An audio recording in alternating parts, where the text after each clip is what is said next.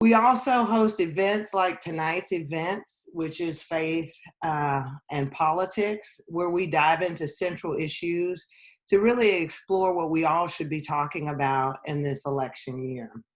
We at Quality NC joined Organizing Together 2020 because we knew that we needed a well-tuned intersectional movement working together in order to defeat Trump and his hateful agenda, and to give not only North Carolina, but the United States the leadership that we deserve. Also joined because Trump has been the worst president on LGBTQ issues, but we know that that's true for immigrants, for workers, for people of color, for women, et cetera, et cetera. The list is exhaustive. We also joined Organizing Together because under Trump, Christianity has been redefined and weaponized against all our communities, particularly Muslims, which brings me to our topic of tonight, faith and politics.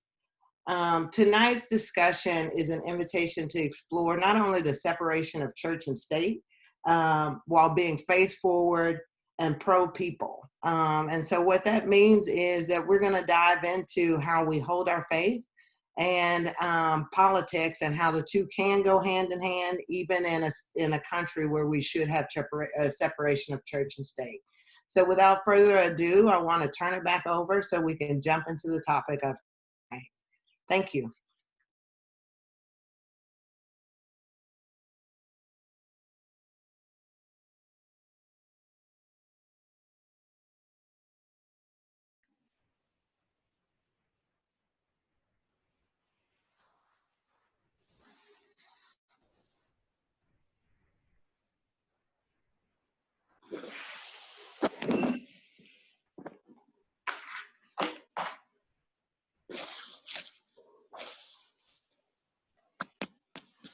Okay, excuse me, everybody. Yeah, I was on mute. So thank you for unmuting me. Thank you, Kendra. My name is Carolyn Smith, and I'm the political director for Organizing 2020. And I'm so excited tonight. We're bringing our program to a close in North Carolina. Well, what better way to bring it to a close is with our faith and politics event. You know, we all know the importance of our faith. We all know the importance of actually being civic engaged. The importance of having faith leaders and the faith community to participate in civic engagement is very important. So tonight I want to introduce our moderator, facilitator, and the person that will be leading this conversation this evening, Pastor Mitch Summerfield. He is the senior pastor of Word of God Fellowship here in Raleigh, North Carolina. He took up the mantle from the founders, which is his beloved parents, the late pastors Frank and Jonelle Summerfield. He took over at the very young age of 37, becoming one of the youngest senior pastors in North Carolina. He is someone who believed deeply in serving others and the community. As Pastor Mitch often says in his service, Word of God Fellowship is not just a church, but a movement that impacts its members, the community, and the city, and the world around us. So Pastor Mitch, I want to open the conversation tonight. Clearly you're going to do a welcome and everything, but I want to frame it around, clearly you know the importance of churches getting involved in civic engagement, because you have created a civic engagement ministry at Word of God, and also you rolled out the I Vote campaign. So you are actually in the place of making sure that churches and your members are participating in civic engagement. Can you talk about why you thought it was important for you to create the ministry, and also why you created the I Vote campaign, and why faith leaders must engage their congregations into this movement? Great question, Carolyn. First of all, thank you for allowing me to be a part of this. I'm elated to be involved in this discussion and to actually engage with the brilliant minds that are going to be talking tonight to the community. But I feel first of all, it was embedded in me as a child. I saw my father as a civic leader, as a pastor, but I saw him involved in the community and at an early age, and I saw him express the importance of being a part of voting and making sure that we exercise our right to vote. So many of our ancestors fought, bled, died for the right to be able to vote. So we have to exercise the right. Simply said, there's a scripture in the Bible that says faith without works is dead. And I believe that you cannot be a man, a woman of faith, and not exercise your right to vote. I think that it is important for us to stand up and exercise that right and use our voice to do that. So for me, simply said, I cannot be a man of faith. I cannot be a pastor. I cannot be a leader of people and not help them understand how important it is and push them and encourage them to do that same thing. Okay, so now we're going to start the program. So hand it all the way over to you, Pastor Mitch. Well, thank you so much. I appreciate that. I want to first of all talk a little bit about the importance of what we're doing tonight. I think this is the time now. I was talking to Carolyn not too long ago, and she expressed to me that we're right now the eligibility of North Carolina, which this is a battleground state. Everyone knows that. The eligibility of voters right now is about 7.6 million voters. And we right now only have about 6.6 million that are registered. It is so important for us to have this conversation tonight. It's so important for us to make sure that faith and politics go hand in hand. I know that there's something that says, the separation of church and state, but I believe that we must combine the two. And we must have discussions like this, and not just now, but even after the elections at the state level and at the federal level. We have to continue these conversations. So it's so important to engage this conversation tonight. I'm surrounded by some brilliant minds, and I'm ready to jump right in. And I actually want to start with Congressman G.K. Butterfield. And I want to start by reading some of his bio. Congressman G.K. Butterfield is a lifelong resident of Eastern North Carolina. He was raised in Wilson. Congressman Butterfield spent his formative years attending Charles H. Darden High School and worked tirelessly in the civil rights movement as a young adult. His parents were Dr. and Mrs. G.K. Butterfield Sr. His father practiced dentistry for 50 years and served as one of North Carolina's first Black elected officials since Reconstruction. His mother was a classroom teacher for 48 years. Congressman Butterfield graduated from the great University and Law School of North Carolina Central in Durham, North Carolina. After earning his law degree, Congressman Butterfield founded a law practice in Wilson and served the community in that capacity for 13 years.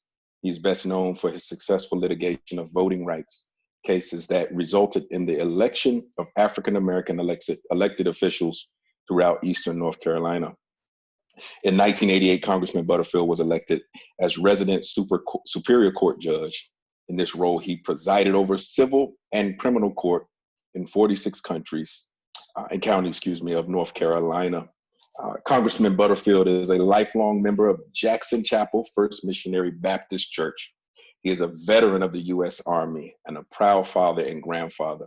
I just want to say that I had the privilege and distinct honor of meeting Congressman Butterfield in February at the Biden event at St. Augustine's University. And what a great man, what a wonderful man. And I'm looking forward to engaging this conversation tonight. I wanted to, first of all, start by asking you a question, Congressman Butterfield. Thoughts and what needs to be done. I want to say that first of all, you are here tonight to talk about what you do and your impact on the community and what you must do and what you are doing as a congressman. I wanted to first of all ask you this particular question. What are your thoughts and what needs to be done? Excuse me.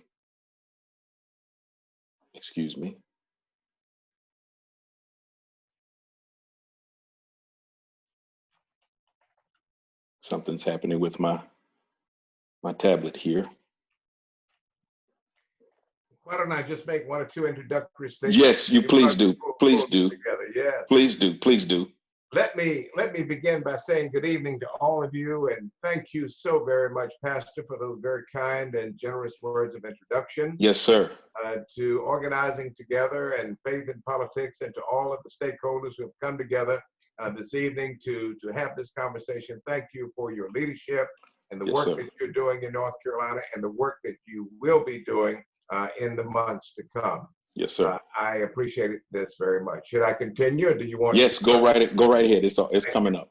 Well, also let me say hello to Reverend Hannah Broom. It's been a few months since I've seen the presiding elder, but thank you, Pastor, presiding elder, for almost said presiding, for participating tonight in this discussion.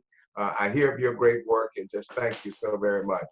And to the legendary Dr. James Alexander Forbes Jr., a man of great distinction whom I have known most, if not all, of my life, because Dr. Forbes may have a reputation at Riverside Church in New York City, but it all started in Eastern North Carolina. Thank you, Dr. Forbes, for joining us tonight. I pray that all of you are doing well in this pandemic. The coronavirus pandemic is beyond anyone's comprehension, and little did we know that we would be facing this pandemic at this point in time. And so I pray that all of you are well. While we have been fighting the pandemic, we have also found ourselves confronting yet another act of a police murder in Minneapolis, Minnesota. I don't have time tonight to get into the details of that, but all of you know the George Floyd story, and you know the other senseless killings at the hands of police down through the years. And we here in Congress plan to do something about it, and we're going to do it this week.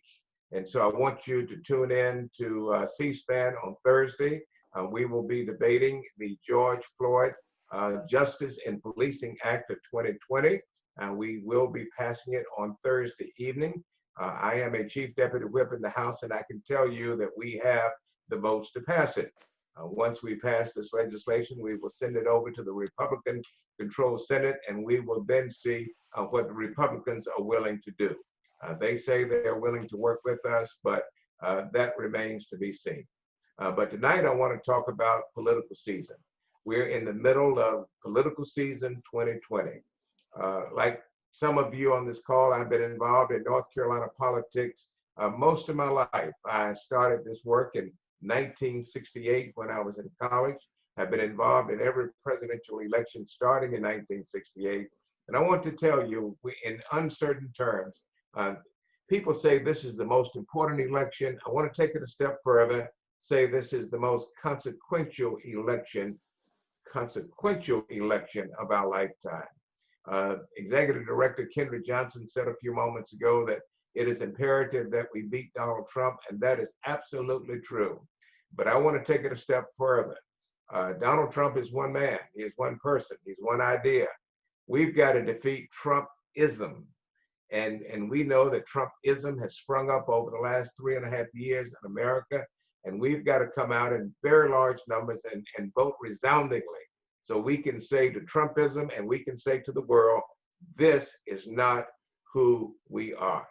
And so we cannot take this election for granted. We've got to roll up our sleeves and we've got to go to work. We don't know what the pandemic is going to look like in the fall. We're very concerned about that. And so we passed legislation recently. It's sitting on Mitch McConnell's desk in the Senate. We passed legislation recently that appropriated $4 billion for alternative means of voting.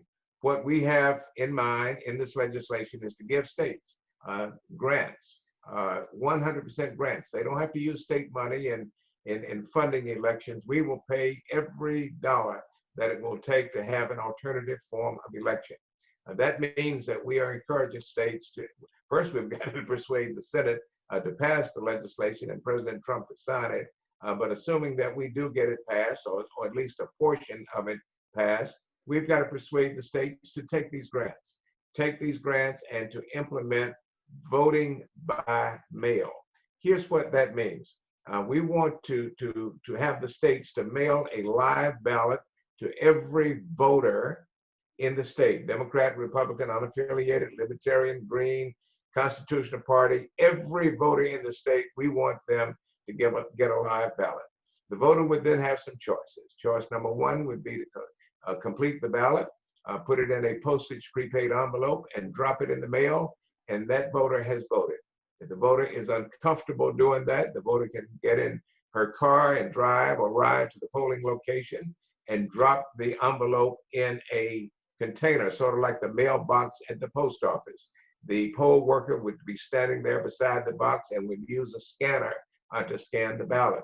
The other way to do it is to do it the old-fashioned way, and that is to vote early before election day, to get out there and vote early or vote on election day. But what we want to do is to give voters choices, alternatives, because we know that so many in the minority community are predisposed with chronic illnesses. Yes. And the coronavirus is Right. disproportionately affecting people with chronic illnesses. And so we want to give some alternatives.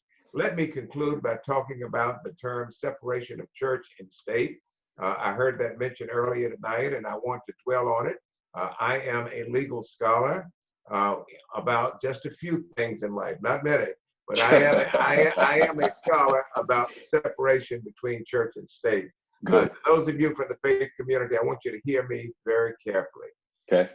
The law of the land does not prohibit pastors or churches from being involved in political activity. Exactly. What the law prohibits is being involved in partisan political activity. Okay. And so I want you to understand the difference between the two. You are not permitted as a church to endorse a specific candidate. That's the prohibition. The pastors are prevented from endorsing a candidate from the pulpit using church resources. But outside of the church, the pastor is a free agent.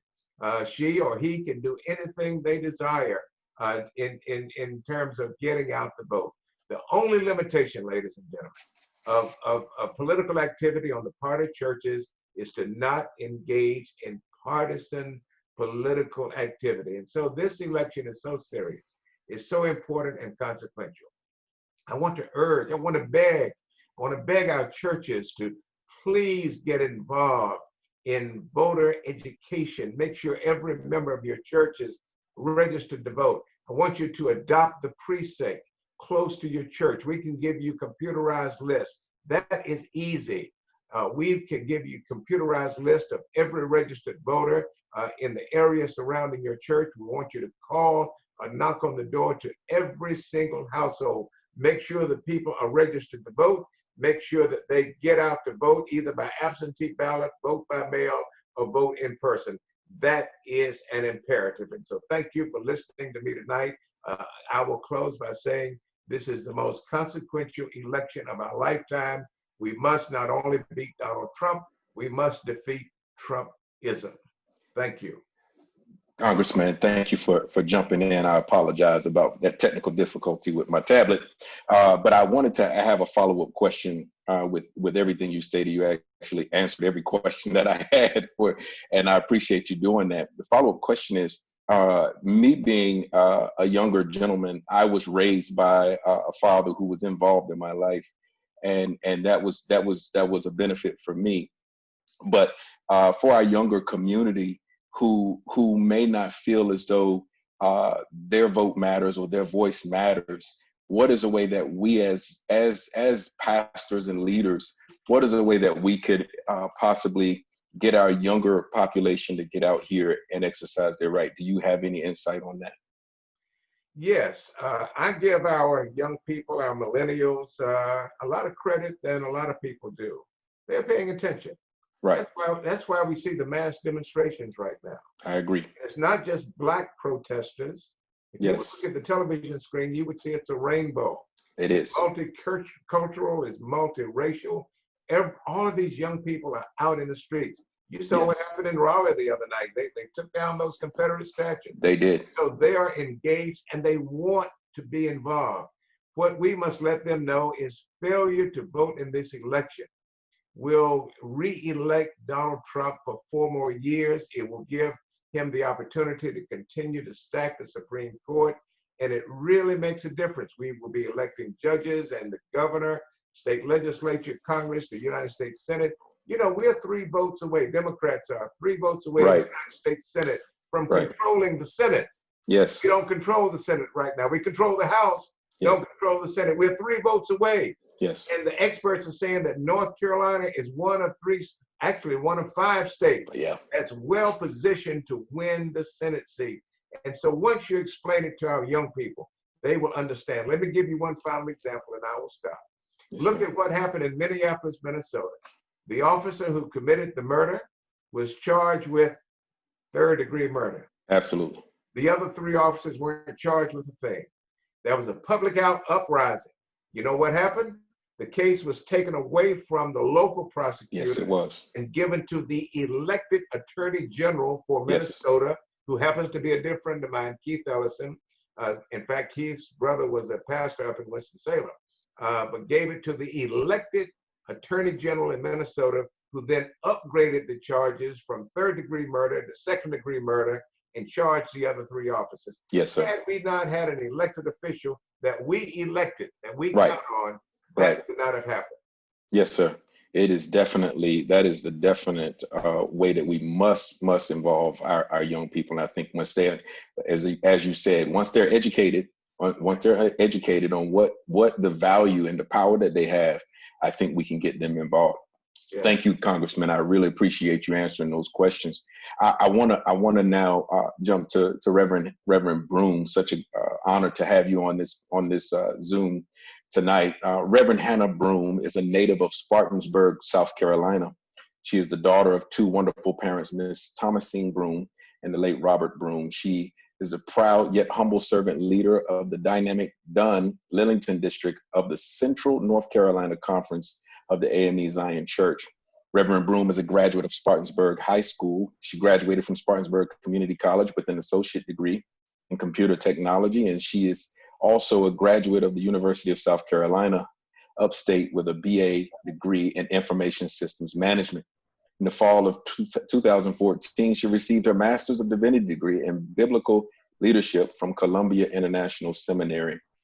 She holds current offices and positions of Tri-Chair for Faith Communities for the Poor People's Campaign for Moral Movement, Faith Community Board member of the NAACP, the oldest and boldest civil rights organization, member of the governing board of the North Carolina National Council of Churches, member of NCNW Budget Chair of the Central Conference of the Eastern North Carolina Episcopal District, and also Reverend Broom is the proud mother of 3 sons, Michael, Mitchell, and Thomas Broom, and the genie to 4 bear cubs, Michael Jr., Robert Jr., Nolan, Thomas Jr., and Princess Riley. Reverend Broom's motto is, "If God be for us, who can be against us?" Romans 8:31. Such a powerful scripture. I love that scripture. Reverend Broom, would you greet the people for a brief second before I go into your question? Okay. Greetings, everyone that's on the call. Thank you so much for thinking of me to be a part of this much needed conversation. Thank you, Congressman Butterfield. He has truly been one that's been in the ranks. When I came to North Carolina for ministry, I met him at several of my churches, and we have talked and had conversations. So he is truly a man of his word. He is truly a man of his word, and I thank you, Congressman Butterfield, for just being who you say you are, a man of integrity. And so I'm just excited to be a part of this conversation. It is well needed and is well needed, period. Thank you for being here tonight. Let me ask you a question. Can you give us some information? What is the Poor People's Campaign and what is your role? And I would also ask this 3rd question, what does that role entail? Okay. The Poor People's Campaign is, we know in 1968, Dr. King and many others called for a revolution of values in America. They sought to build a broad fusion movement, and that is basically where we picked up from the work that he started. Today, the Poor People's Campaign, a national call for more revival, has picked up that unfinished work. We have gathered people from Alaska to California to New York to Texas to Florida, all gathered in a fusion movement of more revival for this country. The the threat of democracy is I like to call it the body of justice has arrived at the feet of the Constitution, DOA, dead on arrival. And what we have to do, we have to really begin to take part in changing that narrative. And that's part of what the Poor People's Campaign actually does. My role as the faith chair, my role is to do exactly what we're doing now, motivate faith leaders and faith communities to become engaged in civil engagement. It is a bipartisan group, now mind you, so make sure that we understand that we're not for Democrats, we're not for Republicans, but what we are for is legislation that treats everybody as equal. So that's what we're really set forward. We don't endorse any candidates, but we do look at legislation that's being passed, whether it's inhumane immigration laws and how they are affecting and marginalizing the poor and those that are ostracized. So that's basically, I gather the faith leaders, we protest, we gather, we strategize, we help people register to vote, we educate people on their rights, we educate people on their right to vote and those type of things. That's basically my part, is to get the faith communities together and on one accord. And that's a huge thing. I thank y'all for bringing that up about state, church and state. That when it's told from another minister, that's like, oh, okay, that, you're just saying that so we can listen. Right. From a congressman and those that know, then it takes a whole different, it brings a little bit more weight on it. So I thank you for actually bringing that up. But that is what I do. I gather, I try to motivate as many faith leaders to become civically engaged in their communities, in their faith communities. Another follow-up question. How does a church like mine, I'm in Southeast Raleigh, I'm on the south side of Raleigh, North Carolina, I've been in that community. My father started the church in the early 80s, and we started right in the heart of downtown on Davie Street. And we were right in the midst of the worst area, downtown Raleigh, where crime, drugs, everything was happening right out our front door. And so we stayed in the south side of Raleigh, and we wanted to make sure that we impact our community. But how does a church like mine, or a church like any person who may be on this Zoom tonight, how does a church get involved with the Poor People's Campaign? I feel it's valuable, I feel it's important, but can you explain how we would get involved with the Poor People's Campaign? Okay. You would first want to sign up onto the movement. And then in that, you would select which area you want to work in. Do you want to work with help mobilizing people to get registered to vote? Because that's one of our main things right now, up until until we vote, and then it's just educating. Do you want to work with the clergy, getting faith communities involved? One of the things that has really been a help when I go in and have conversations with pastors and faith leaders, their first question is, how does this help me in my local area? I said, I'm so glad you asked that question. Right. You can take things, everybody looks at Bishop Barber, he's phenomenal. He's up there, he does this awesome thing. And they think that I can't do anything up there. But there's locally issues and concerns that affect your people that you can address to your city commissioner, your local offices, elected offices, those things. So we kind of give them the tools to begin to address their representatives. You might need to gather your faith community and some others that understand that there's non-affordable housing. Okay, let's go to our city council meeting as a group of solidarity and say, hey, we need to start working on these things. So it's a local level that you can really get involved in with the Poor People's Campaign, giving resources and encouragement, as well as standing in solidarity with you. So that's how local churches can get involved. Contact one of us. Raleigh has an awesome Poor People's Campaign circle. So that would be another way that churches can get involved, is that type of solidarity.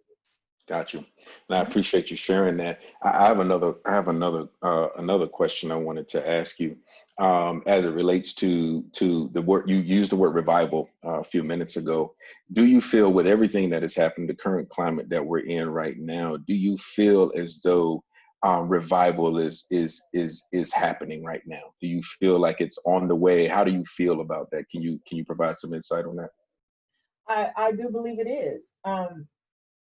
One of the things that I've seen, I always say, it's like Paul was telling us in the book of Acts, the groanings of the earth. And I think that is what's happening now. You really see it's one thing to have civil unrest in a city. It's another thing to have civil unrest in the whole globe. Yeah. And so now you see, okay, enough is enough. And so I do believe that there's a more revival coming, and it's happening because people are sick and tired of this way of status quo, this way of it's been this way forever. No, it doesn't. I should not be fighting this fight that my grandmother, I used to sit at her knee and listen to her say she got on the bus and marched with King.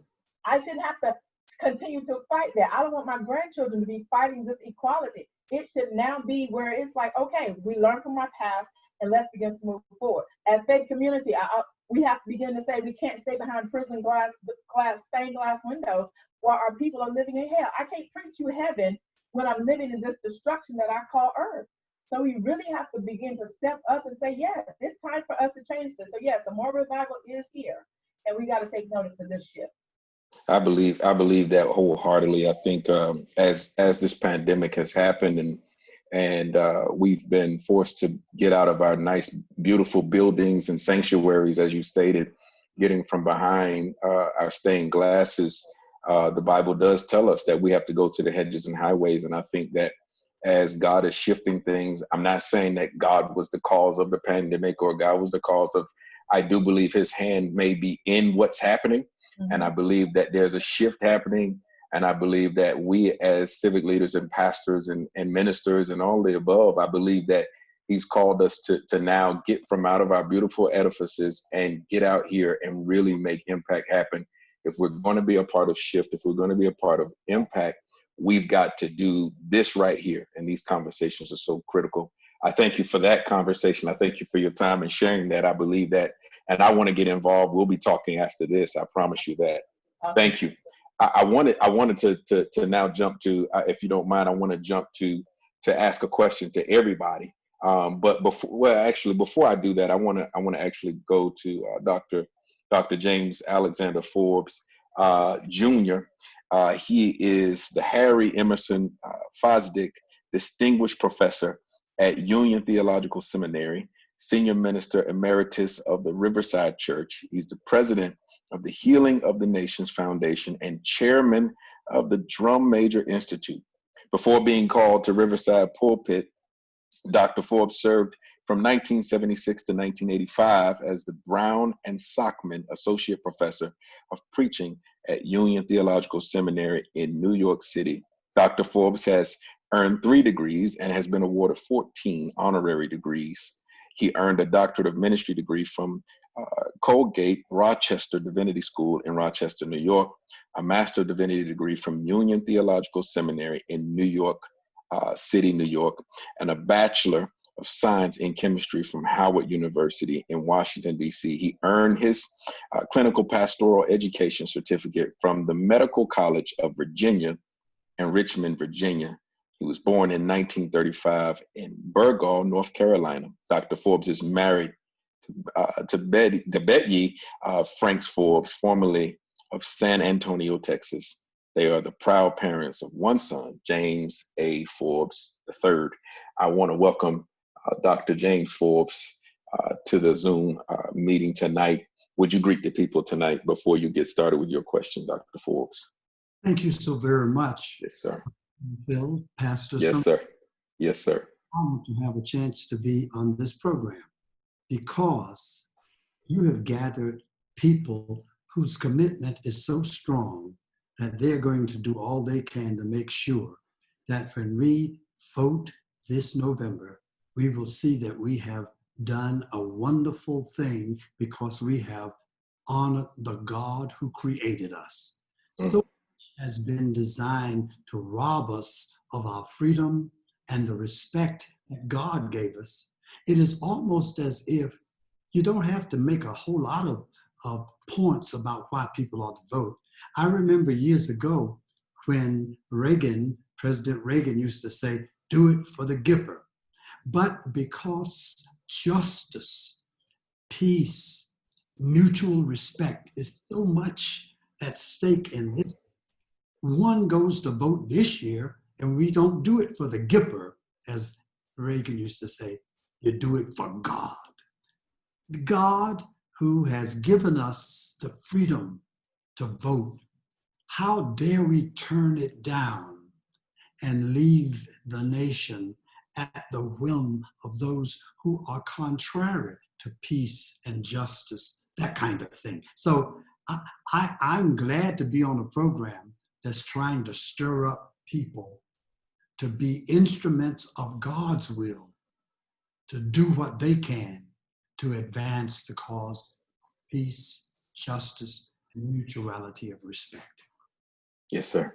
Thank you for sharing that. I had the honor and privilege of meeting Dr. James Forbes about a year and a half ago in person, and you were doing a symposium at Shaw Divinity School, and you were talking and you were speaking about a year and a half ago about a great awakening.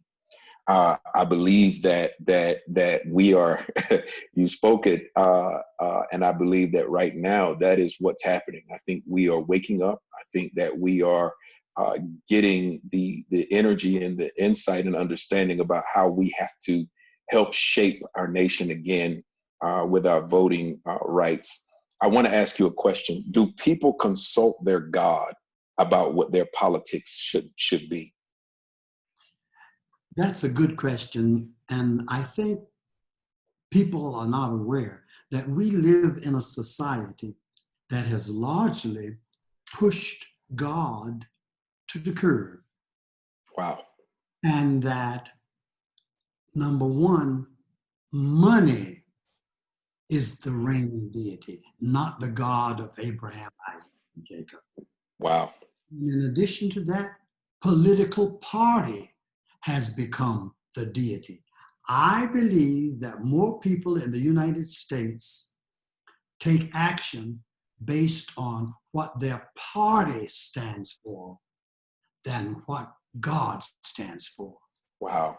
If you ask most people, did you consult with God about your position on education, healthcare, political leadership, wages?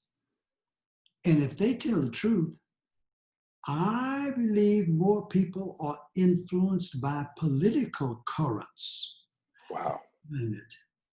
than by what thus said the Lord. So my answer to you is, I wish it were the case that people, when they get up in the morning to vote, Right. Lord, I'm getting ready to go to vote. There Yes. are several positions on the ballot this year. Right. Let me be one of the persons you can count on to vote in the direction of God's will for the world. Now, Lord, I prayed my prayers. Our Father who art in heaven, hallowed be thy name. Thy will be done on earth as it is in heaven. Now, when I go to vote, Lord, please watch me and make sure that my vote is in the direction of bringing the kingdom of heaven on earth as it is in heaven. In Raleigh, as it is in heaven. In North Carolina, as it is in the United States, in the world, as it is in heaven. If we would even just take time to check with the Lord before we vote, what's just here, Lord? Who is more likely to promote the vision of the beloved community that you gave us through Dr. King? Who is likely to move us in that direction? And let my vote incline the world in the direction that is pleasing in your sight. And maybe preachers ought to ask folks, before you go to vote, just pray and have a conversation with God about each of the issues, and make sure that when we vote, that the God of the universe will say to our vote, amen. That's what I find.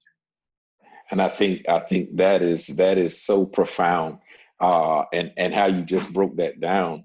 You just gave a whole sermon to the whole Zoom. I think and is our effort as believers to at the end of the day for God to be able to say, well done, thou good and faithful servant. And I believe that that's part of it. That what you just described is part of being that good and faithful servant. Whatever God has given us, he's given us the authority to be able to vote. He's given us the freedom. That is part of our faithfulness. And I think we have to exercise that right. Here's a follow-up question. Do you think that people are living in a way, and you can answer this question as a pastor, a professor, a theologian, are people living in a way that reflects their values of their faith? No matter what faith it is, do you believe that they are living in a way that reflects their values of their faith? Brother Mitch, there's a obfuscation. That's a big word. For Yes, sir.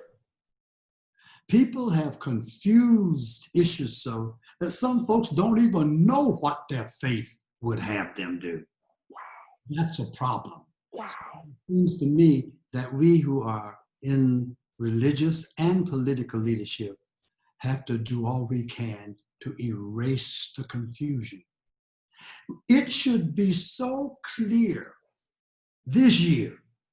I don't mind confusion in the past, but this year it should be so clear that even a 6-year-old child who is smart enough to know how to handle the new technology would know, I'm going to vote this way because this way helps us to get health care.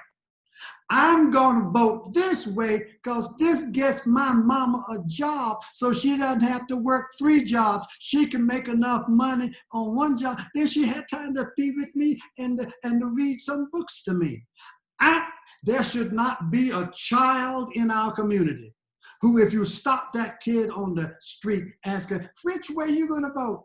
And that child, because their pastors and their political leaders have made sure that even now the children can't vote, but they need to be able to say, I'm going to ask my big brother to make sure he vote this way.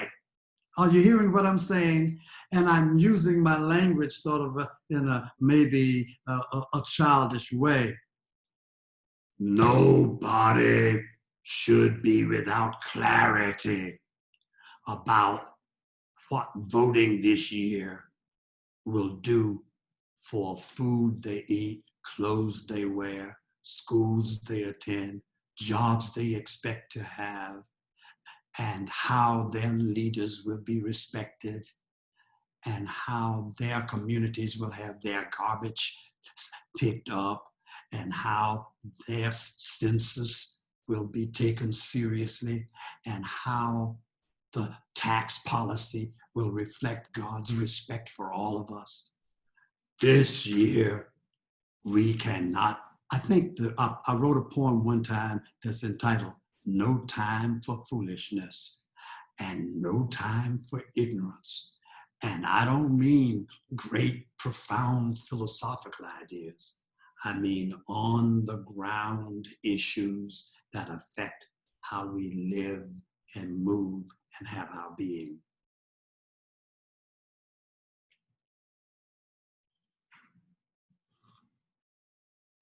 Yes, sir. Thank you so much for sharing that. That is, wow. You just said so much. I wanna pause because I want to ask everyone a question, and I'll yield to you, Congressman Butterfield, to answer this question first.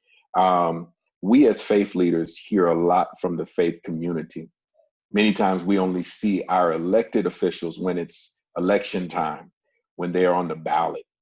How does faith leaders begin to rebuild and build the trust within the faith community when it comes to elected officials? Thank you for the question. I get asked that quite often. First, let me speak from the congressional level. I represent 750,000 people in Eastern North Carolina. I work in Washington, D.C. 4.5 days a week. And so I am required to be in Washington 4.5 to 5 days a week. It is impossible for a member of Congress to physically get into 14 counties on a regular basis. Having said that, there is a responsibility on the part of the congressman to vote correctly and to vote in such a way that reflects the mainstream viewpoint in his or her district. And it's also the responsibility of the Congress member to have an open door, to have access to her office, to his office. And so that's why we have staff. That's why we have district offices. That's why we have a website where people can access the information that they need. They can provide information. They can request meetings. And you know, I kind of like this Zoom thing. Before Zoom came along, it was difficult for so many people to come to a congressman's office to sit down and to have a meeting. But now we're seeing more meetings. I spend all day long, you know, on Zoom calls. And so I believe to the panelists and to those listening, I believe that Zoom calls will become more prevalent in the political discourse, and that is good. Wow. Yes. Reverend Broom, can you jump in and answer that same question?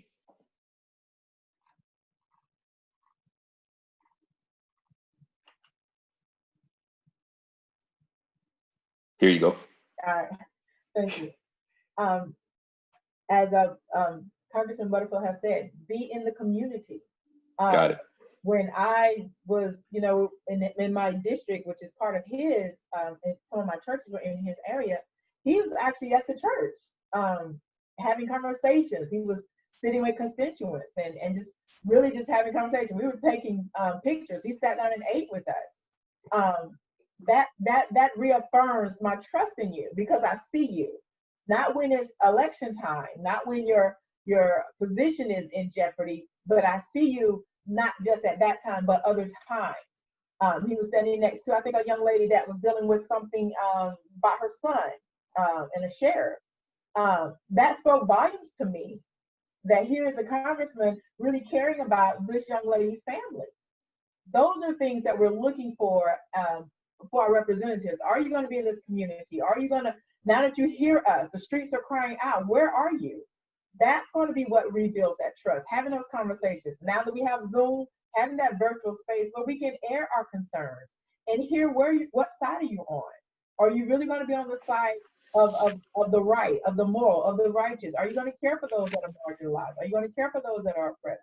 So we need to hear that. We need to have those conversations, those real uncomfortable conversations to really begin to rebuild that trust. Got it. Dr. Forbes? Well, I think that this year is more special than most people are aware of. And that's because it happens to be the 400th year of the landing of Africans on these shores. And I read in the Bible that it was 400 years after the God said to Abram, your people will be slaves in the land that is for 400 years. And I will judge the nation that they serve, and then I'll bring them out with great possessions. I asked the Lord, do you love us as much as you love those people in ancient Egypt, the Israelites? I said, yes, I love Black people, and I love white people, and I love Americans. And I think, now listen to me carefully. I said, I think I heard God says, during this 400th year, I am going to bring some mighty evidence of divine deliverance. And then the Lord says, I remember when I brought the Israelites out of Egypt, I had to have some plagues. Well, the behavior of the administration seems in many instances like a plague. And then all of a sudden, here comes the virus. I said, that's a plague. And then George Floyd. I said, that's a plague. But I think I see the hand of God with the diversity in the marches across the nation and around the globe. I think, you hear me? I think yes, may be invested in having another 400-year deliverance. United States of America. I am going to work for the next few months because it's only a few months before the sesquicentennial is over. I'm waiting to see, does God intend to use this not only as a time for a movement, is it the divine intention to bring an American miracle of the beginning of the ending of racism? Your eyes, watch for the hand of God. That may be why some unusual things are happening this year. I believe that. The Bible does say in the book of Haggai, chapter number 2, it says that, for thus saith the Lord of hosts, yet once it is a little while, and I will shake the heavens and the earth and the sea and the dry land. And then he says, I will shake all nations, and the desire of all nations shall come. And I think that what we are seeing is a shaking. And I believe that we, as a people, we have to trust the shaker. And I'm glad that it's in his hands, because I wouldn't want it to be in anybody else's. So I'm glad to hear all of your thoughts. I have a question from the chat. And this is for anyone. Anyone can take this question. Have you found an effective way, or do you have advice on how to communicate with family members or friends who are Trump supporters, but who also claim to be believers and lovers of God? That's a tough question. I'll take the first stab at it, Pastor. Okay, good, please. I happen to be one who believes that there are a lot of good people who support Donald Trump. They are very dissatisfied with the direction of the country. They don't know why, many of them, but they are very dissatisfied with the direction of the country. They have not been able to achieve the American dream. And so many people, Trump has about a 30% base in this country, and we cannot dismiss them, because many of them, not all of them, but many of them are good people. And I have debates with Trump supporters all the time in the Congress of the United States.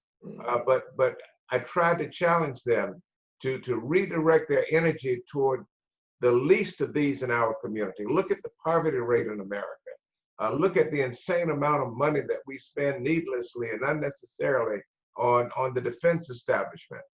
We must redirect our resources. And when you have a good debate with Republican members of Congress who are indebted to Donald Trump, you can really get them to see differently. And that's why we've been able to pass a few things recently on a bipartisan basis. And I would say to Dr. Forbes, use that as another example of the 400-year anniversary of good things happening. We passed the CARES Act a few months ago. We appropriated $3 trillion in response to the coronavirus. That did not start off to be a bipartisan bill, but it ended up being Democrats and Republicans. We had to give up something. We had to give big businesses $500 billion to keep their workers working, but it was worth that, because we were able to get also $1 trillion into low-income communities. And so I believe that there are some good Trump people, but we've just we don't need to give up on them. We need to make the great issues. I got it. Yes, sir. Dr. Forbes, would you like to answer that? I think one thing happens, we are in 2020, and I think 2020 is a time where the eyes of some people are coming open. I think some Republicans who supported the base have decided, if that's what I look like, some of the patterns, some of the congressperson's response, some of the political statements tweeted, I think people don't want to look ugly. Yes. So I think when I talk to people who are in other parties, and that's not often, I would say, with 2020 vision, does that look ugly to you? And do you want that to be a reflection of you? I used to say black is beautiful and white can be beautiful too. And I asked them, you don't want to be ugly, do you? Doesn't that look ugly? And I try to tell them, you want to see something beautiful? Look at those students and others marching in the street beyond race. Isn't that beautiful? Think of what it's like when black and white and Latin and Latinx and Asians, when we could all work together without fighting and fuming. Isn't it going to be beautiful when we can be one family under God? It certainly beats the ugliness of some of the division and alienation and hatred that we see spewed forth on some forms of media. Phenomenal. Reverend Broom, I have a question from the chat specifically for you.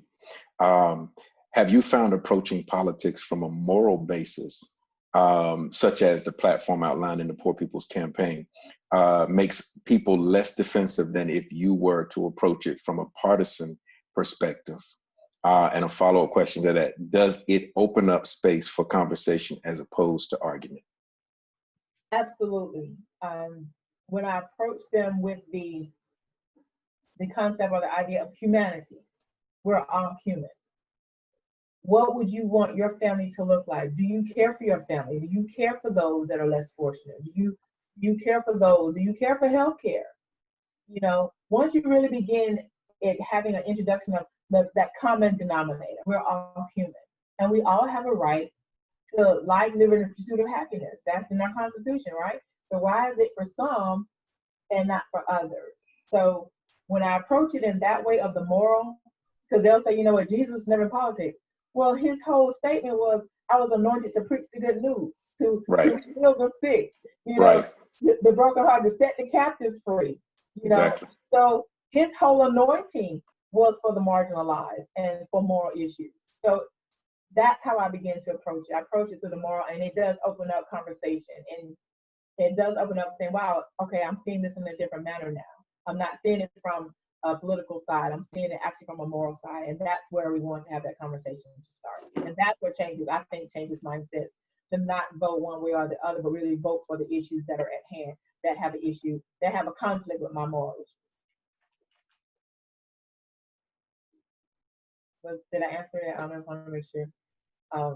Yes, my device muted, and I have one more question before we get ready to close. This is getting so good. Does anyone have advice for how to talk to and connect with voters for whom religion is a big part of their life, and when you yourself are not religious? Wow. Okay. That's gonna. I don't think it's too hard. I think you again address the humanity part, and just the right that. How would you want somebody else to be treated? How would you want your family to be treated? But I always bring it to their family and to themselves, regardless of whether you're spiritual or religious or not. You do have a common core of what's good. I do believe everybody has that, and it's just really recognizing that we've been so desensitized and distant, and we've separated ourselves from each other based off of beliefs. But how about if we just look at each other as another human being that has the right to live and live freely, without being oppressed, without starving and dying in poverty, without having adequate health care for our families. I think once you begin to put aside whether I am a Methodist or a Baptist and really look at I'm a human being, and me and my family should have the right to live, that's where you begin to touch base. That's how you begin to have those conversations, whether you're religious or not religious. Humanity always starts. Humanity and love. Those are the two cores.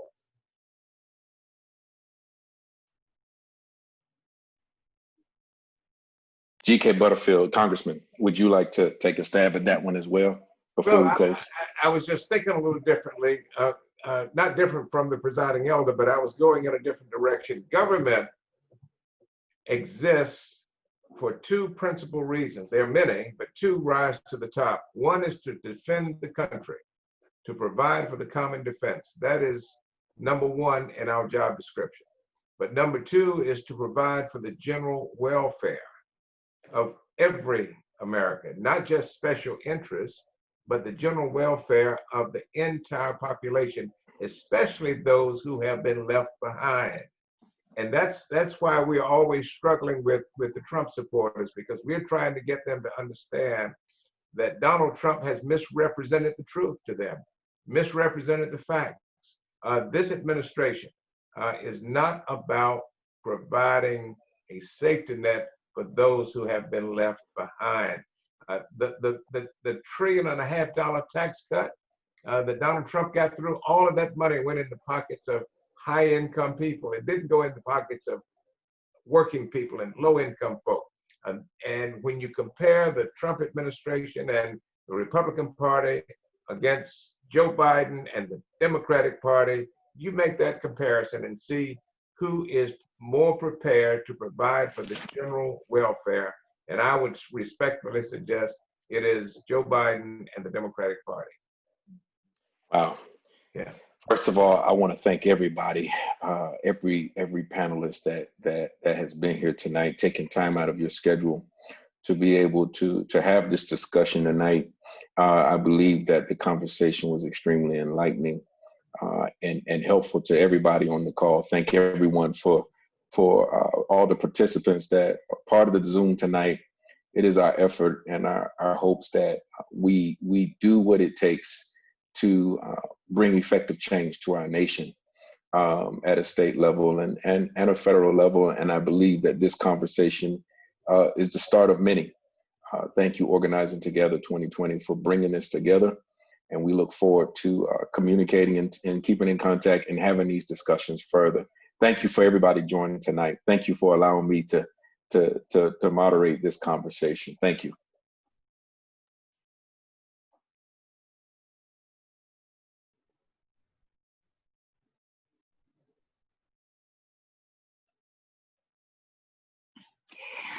Thank you, Pastor Mitch. So now we're going to kick it over to Gloria with Action and See. They're one of our state partners, and we're very excited to actually have them to be one of our co-sponsors this evening. Gloria, you want to take it away for us? Yes, thank you. And I really hate y'all right now for putting me behind all those phenomenal speakers, because that is just not right. I just want to let y'all know that.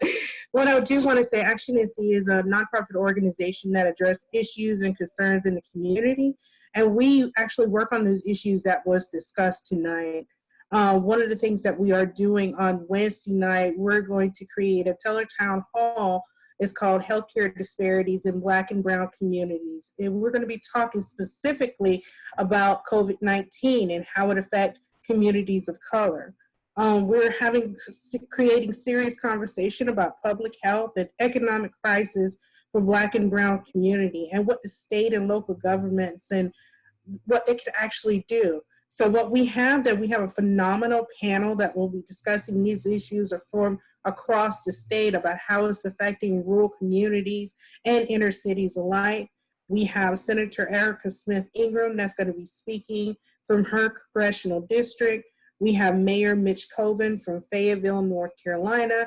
He's going to be speaking from his constituency and what his eyes are on the ground from being a mayor and what he is working with other mayors to actually address some of the issues. We have Dr. Michelle Laws. She's going to be speaking from a mental health and a disabilities and substance abuse perspective. And she's going to be talking about COVID-19 and really the effects it had on Black women in North Carolina. And we also have Tarshana Gunn. She is a healthcare advocate with Action and See, going to be speaking from a personal perspective of different things that happened to her during COVID-19, and also not having healthcare and the importance of Medicaid expansion being passed here in North Carolina. So we have this wonderful event coming up on Wednesday. Join us, 6:30 p.m. I'm sorry, the time up there is wrong. We changed it to 6:30 to 7:30. Those phenomenal speakers will be there. And we also have phenomenal groups. So if you really want to get involved with Action NC, go to www.actionnc.org. We have several different campaigns that you can get involved in. I am the statewide director for the Black and Brown Women's group called RAGE. And yes, we do RAGE on. It's called Race, Gender, and Equity. And we do address every issue that every Black and Brown woman have. We train individuals how to become leaders in the community and also run for political office. So we do all those things. And we have religious leaders on standby to address those issues and concerns. Thank you.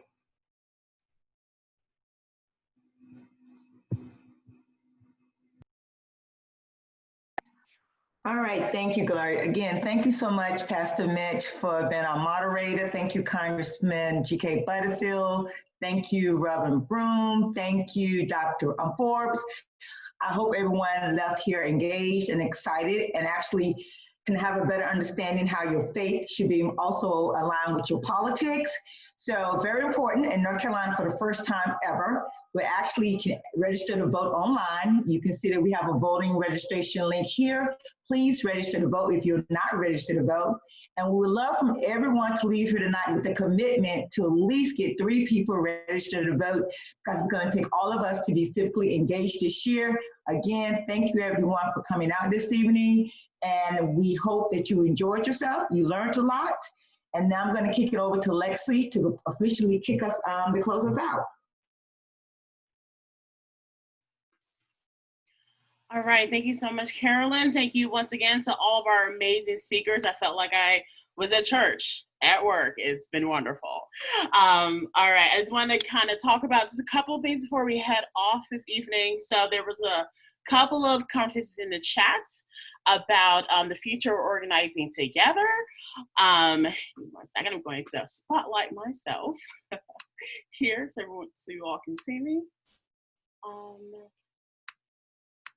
I can't spotlight myself, so wonderful. So, you know, from the beginning, our goal was to work to hold Donald Trump accountable until the Democratic nominee was ready to move into more direct electoral work.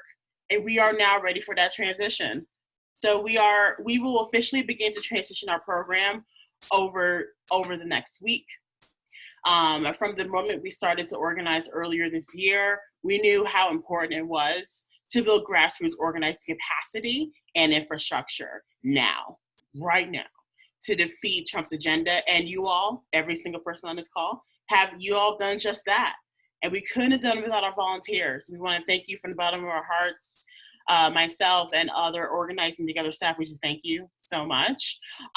Right now, we're going to start to funnel you all to Action NC. Some of our staff are going to start dropping links in the chat for you all to sign up for more actions and more ways to get involved. Carolyn and Gloria were just speaking about the next things you all can do. There's a ton of people who are not from North Carolina who really, really, really wants to get involved, and this is the best way. Start to learn about North Carolina. Start coming to some North Carolina events virtually. This is what we do. This is what we've done, and Action NC is going to be doing that too. I hope to see you all out on the battlefield for the general election. Thank you all so much for all your time, your work. It has been an honor to fight and stand alongside you all. Thank you all so, so much. I hope you all have a great evening. Take care. Bye-bye now.